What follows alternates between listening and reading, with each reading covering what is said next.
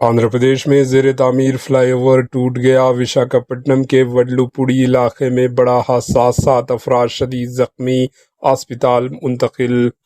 ریاست آندھرا پردیش کے شہر وشاکھاپٹنم کے وڈلوپوڑی علاقے میں زیر تعمیر فلائی اوور اچانک ٹوٹ گیا، جس کے نتیجے میں کم از کم 7 افراد شدید زخمی ہو گئے۔ یہ حادثہ اس وقت پیش آیا جب فلائی اوور کی تعمیری کا کام جاری تھا۔ عینی شاہدین کے مطابق فلائی اوور کا ایک حصہ اچانک گر پڑا، جس سے وہاں کام کر رہے مزدور ملبے تلے دب گئے۔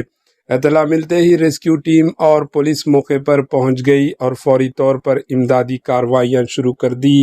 زخمیوں کو قریبی اسپتال منتقل کیا گیا، جہاں ان کا علاج جاری ہے۔ یہ واقعہ آٹو نگر سے جانے والی مصروف سڑک پر پیش آیا، جس کے باعث ٹریفک بھی شدید متاثر ہوا۔ حکام نے حادثے کی وجوہات جاننے کے لیے تحقیقات شروع کر دی، جبکہ ابتدائی طور پر تعمیراتی لاپرواہی کا شبہ ظاہر کیا جا رہا ہے۔ Bureau report, AHN news.